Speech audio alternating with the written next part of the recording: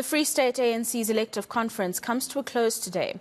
Now, the province has been beset by a lack of service delivery and mismanagement in local government. So, will this new leadership in the governing party lead to any changes? Well, let's get the view of political analyst Sanet Madonsela. Thank you very much for your time, as always, on eNCA, Sanet. And maybe let's just start with an overview of how this particular conference unfolded. Already on the first day, there were issues around registrations and credentials. That really did set the tone for what we saw unfolding for the rest of the weekend, particularly when it came to delays and all the factions that continue to be the bane of the movement within the province. What was your take on the initial set-off? Thank you so much for having me. I think that from the onset, people knew that there were going to be problems. You can't have your first day of your conference start with people throwing tables.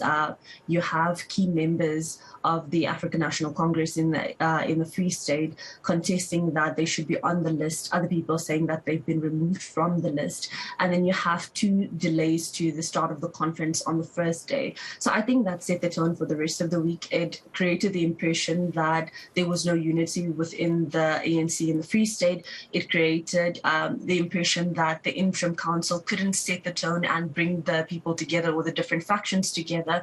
And it basically just indicated that there was a lack of leadership, there was a lack of unity, and that there may be chaos for the days that followed. Does this not worry you, Sanet, given that Free State is one of the provinces that lacks the most in terms of service delivery to the different communities in the different municipalities? These factions that you've just described to us and the chaos that exists within the movement in the province, that really does put at risk the future of the Free State when it comes to issues of service delivery, where communities, after years of not having water, electricity or decent infrastructure, will probably continue to live that way until campaigning for 2024 starts. I think that you're right. I think it's quite sad. And I think that the summary provided by Minister Mantashe was spot on. He said that the Free State doesn't have a provincial government, that it also doesn't have a local government, which is very problematic. If you look at the ANC in terms of the Free State, you would note that none of the municipalities actually had a clean audit. In terms of that, there was 43 municipalities that are being audited by the Hawks, which is very problematic. There are many municipalities that have high levels of poverty. You have many municipalities that don't have running water. You have people still using pit and lantern toilets and so on. And then you can't have all of this 27, 28 years post-apartheid where people have been waiting and there's still services, basic services that are not being rendered. They have other areas that have blackouts for hours at an end. I don't even want to call it load shedding because I don't think that people can survive on 12 hours plus of load shedding.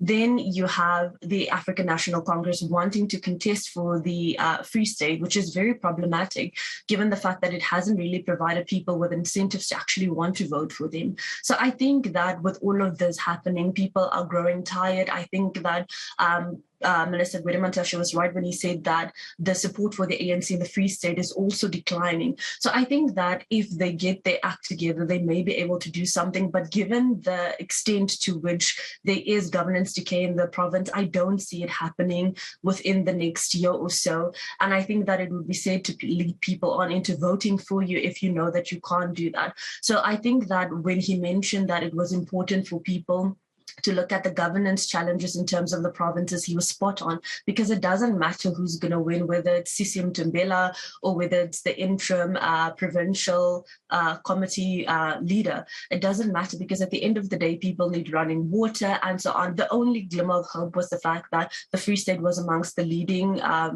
provinces in terms of the matric results. And he said that that was the glimmer of hope. But everything else seems to be quite dark and quite gloomy for the province.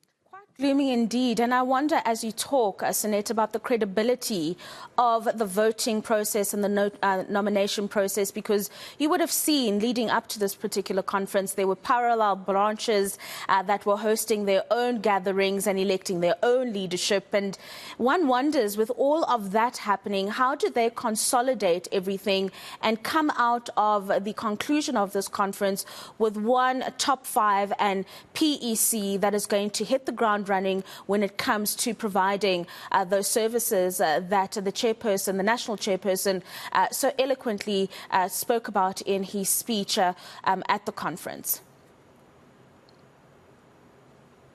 I don't know if it will be possible because there are still little councils that haven't convened. For example, Thabo Mofisinyana, Yoharib region, and also Fazile, they haven't had their conferences. So I don't know whether people will believe that the PEC that's going to come out is actually going to be credible. But I think that the ANC in the Free State does need to make a decision in terms of what its leadership and who its leadership is, so that it can start focusing on the urgent governance issues within the province.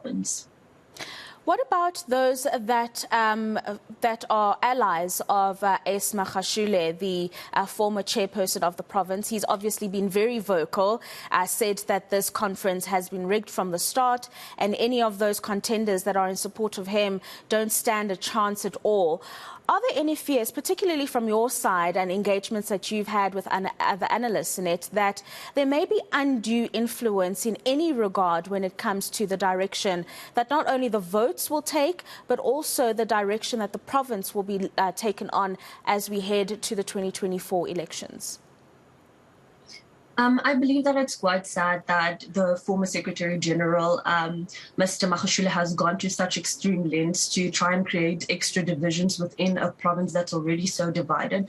I don't believe that it is right to cause other factions to lose hope in terms of winning, because I think at the end of the day, you can still win. I think at the end of the day, the best people can still be elected. So I don't think that it is advisable for him to continue doing what he's doing in terms of saying that the place was rigged or that everything was rigged, because you need to then provide substantive information and also evidence that that was in fact the case, which he hasn't brought to the front. So I think that that basically is just fear-mongering, and I also think that it causes divisions in already divided provincial committee and a provincial council. So I don't think that it is beneficial. I don't think that any of the factions will benefit from that, and I think that the best thing that the conference leaders can do is just to go on with the proceedings, ensure that the voting does take place, and at the end of this week, and that there actually is a PEC in place, because as we all know that governance issues don't stop just because you have infighting. And I do think that at some point the party as a whole would have to come together and try to resolve this and actually come across as a united front, especially if it wants to win the 2024 elections. Here's a difficult question for you, Sanet, as we conclude our discussion. Now, not only does the Free State ANC have to focus on issues of governance and service delivery within the province, but they are also mandated to deliver on the policy resolutions that were agreed upon at the National Elective Conference that took place in December. Do you think that they are able to do both? And is there a province that is the Free State can draw on in terms of a PEC in any other part of the country that the Free State can draw on when it comes to managing governance, service delivery issues, and also carrying through the national mandate of the party? Sure. I do think that they have a lot of work to do. I think at this point, the challenges are so extensive that they may not be able to implement some of the changes that were proposed during the December conference. I think the key priority for the Free State at this point is to just form its own PEC, to bring the three factions together so that they at least share mutual ground, so that they can continue the campaigning, so that they can continue the service service delivery, because at the end of the day, if the Free State doesn't win, if the ANC in the Free State doesn't win, it doesn't matter which faction was responsible for it, because they all lose power at that point. So I think that's something that they all need to listen to and come together. In terms of the Free State as a whole, I don't think that there's just one province that could provide something.